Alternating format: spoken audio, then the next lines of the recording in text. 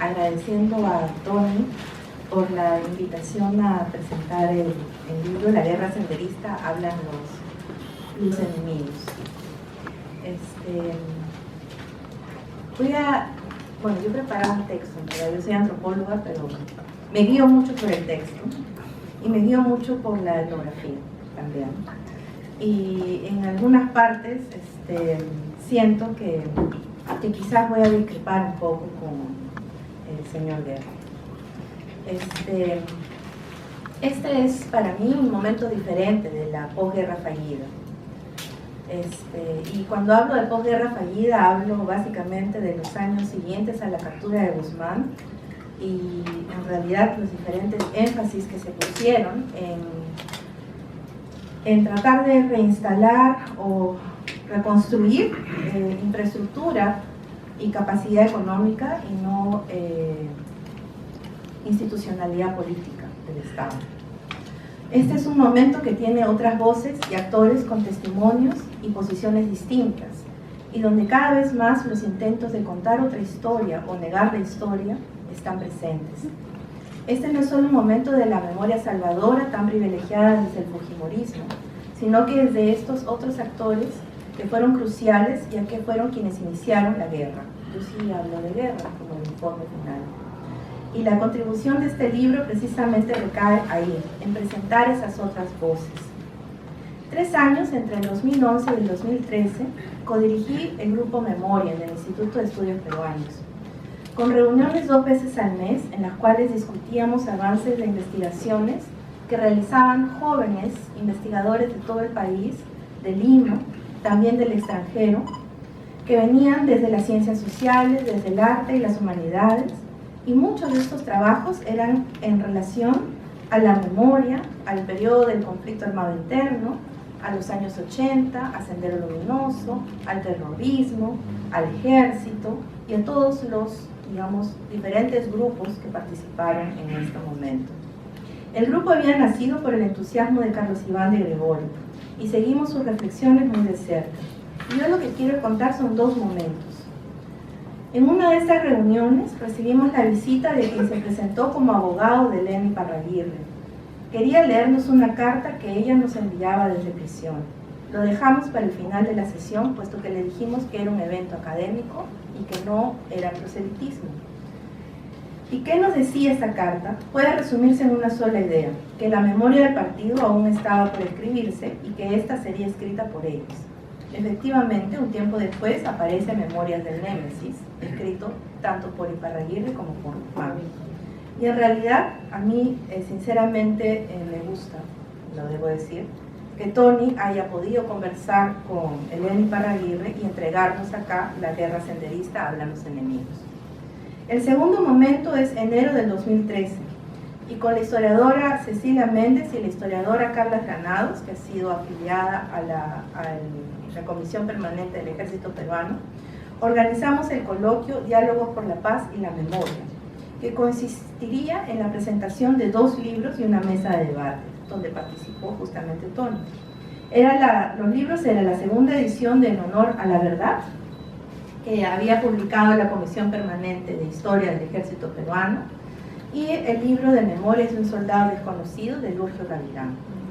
A esta reunión asistieron altos jefes militares y autores que habían participado en la preparación del texto del ejército, que en alguna manera, como señala Tony en el libro, es una reflexión de parte del ejército peruano, ¿no? Que intenta por momentos responder al informe final de la Comisión de la Verdad.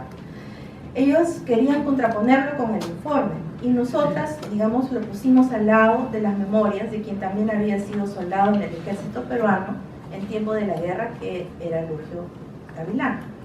El mayor Carlos Freire, autor de la novela autobiográfica Desde el Valle de las Esmeraldas, fue uno de los que habló por el ejército peruano, porque también había sido autor del texto.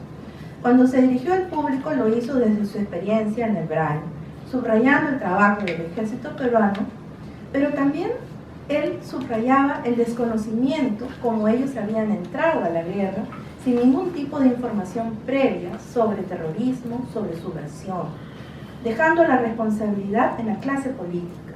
Esa tarde, sin pensar, habíamos hecho algo distinto. que era sentar en una misma sala a perro, pericote y gato. Y vale decir que tuvimos una sesión luego solo con el mayor Freire para discutir su novela, que fue sumamente enriquecedor. La guerra senderista nos describe un periodo de nuestra historia desde una de sus principales protagonistas, Elena Iparraguirre, la número 3, la camarada Miriam. Este es un libro importante para la comprensión de nuestra historia reciente. Nos introduce en los años de violencia desde la voz de quienes conocemos poco y además profundiza desde su propia subjetividad en cuestiones de índole personal. Por ejemplo, lo que se refirió también el señor Guerra, la cuota de sangre. La voz de Elena aparece en contrapunto con la del propio autor, con el informe final de la Comisión de la Verdad, con los testimonios recogidos en honor a la verdad, con el informe de la Marina de Guerra preparado por Jorge Ortiz y con un manuscrito anónimo escrito en la cárcel por presos senderistas y otro también autobiográfico de Polay sobre el MRTA. Es este conjunto de miradas, posiciones, afectos, es un mundo en realidad lleno de afectos y decisiones políticas que atraviesan el escrito. Quiero aprovechar para reconocer en este libro el intento del autor también de hablar de su propia militancia en la izquierda peruana. Su yo emerge sublevado, entremezclado también, y esa es esta propia experiencia, como en algún momento lo hizo Nelson Manrique, que escribe casi como una suerte de mea culpa, que es tan necesaria también para recomponer el escenario político nacional. Elena es la elegida. Faltaba gente como ustedes, y yo cito acá una nota del libro. Faltaba gente como ustedes. Ahora que han llegado, la guerra será posible. Dice Guzmán en una escuela política donde él enseña un poco sobre la historia del comunismo.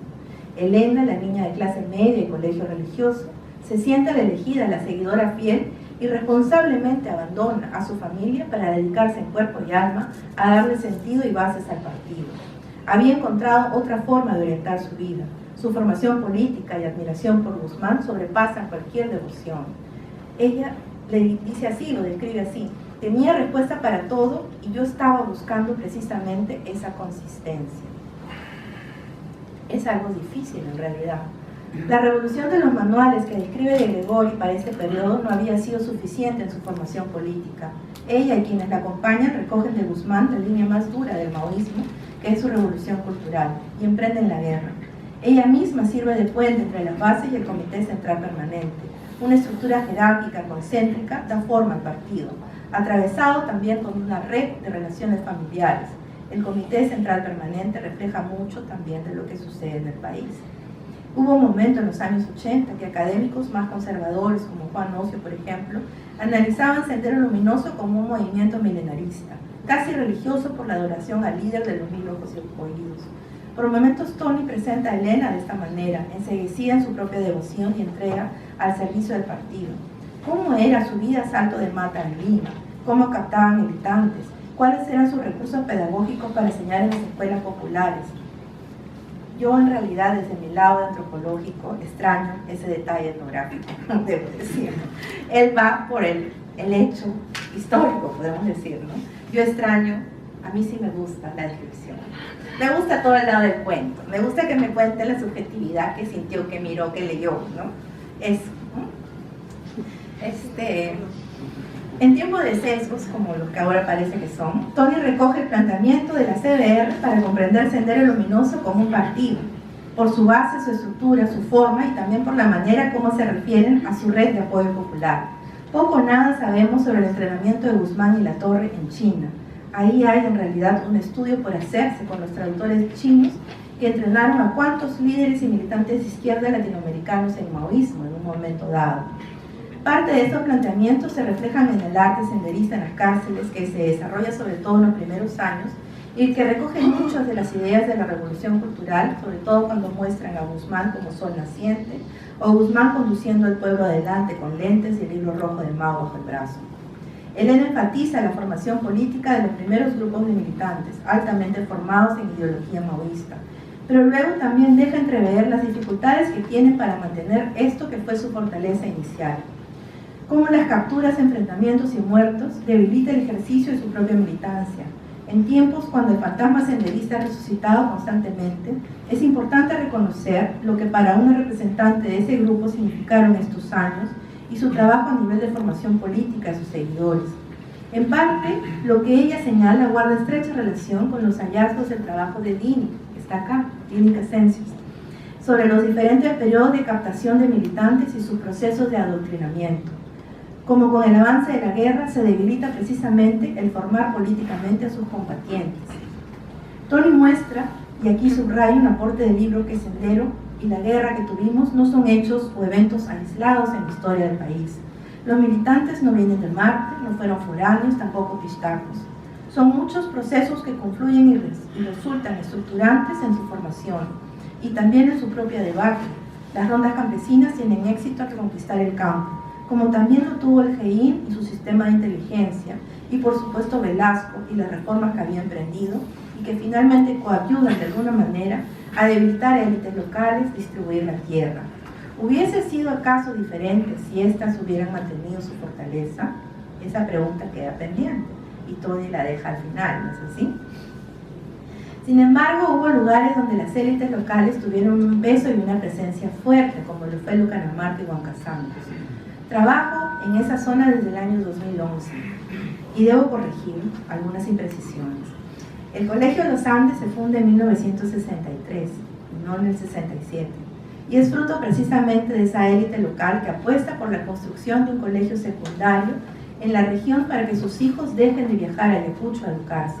Los Andes ha sido y es un gran centro que aglutina y recibe estudiantes de todas las comunidades aledañas. Es cierto, este colegio, como el colegio de Vilcashuamán, Huancapi y Cangallo, tuvieron un papel importante durante los años del conflicto, pero su edificación muestra algo sobre lo cual se habla poco, y es que no tratamos con poblaciones sin Estado o alejadas del Estado, sino con poblaciones que habían adecuado y estructurado de alguna manera su forma de organización política y funcionaban. En realidad, ellos habían hecho o creado un Estado para ellos, a su manera, una forma de organización política. Y es precisamente esto que les arrebata Sendero Luminoso, como también el ejército cuando entra en esta zona. El ejército instala una base militar en Huancasantos. Hubo un momento en el cual hubo hasta 2 bases militares ahí, y desde ahí reprimió lo que se enseñaba en el colegio, quemó 2 veces la biblioteca del mismo, sometió a la población a un estricto régimen de vigilancia. En el momento cuando el Estado pudo hacer algo distinto en esta zona, ingresó de forma muy autoritaria, y estas prácticas quedaron instaladas en la memoria de las personas. La memoria como la historia son políticas en su ejercicio, no son ni pueden ser asépticas. Si la historia no incomoda, entonces no es historia, lamentablemente. El texto de Toni incomoda, y nos incomoda profundamente, y por eso para mí en ese sentido es importante. Incomoda leer las formas como personas e instituciones destinadas a proteger a la población negocian con sus propias responsabilidades políticas, intentando reescribir sus historias y colocando situaciones ahí donde la responsabilidad se escabulle. Incomoda leer las formas como la muerte y el dolor quedan subsumidos a la cuota de sangre. Pero decirlo de otra manera, quitar el cuerpo es negar la historia. Más bien, que sirva el momento actual para volver sobre la discusión de nuestro pasado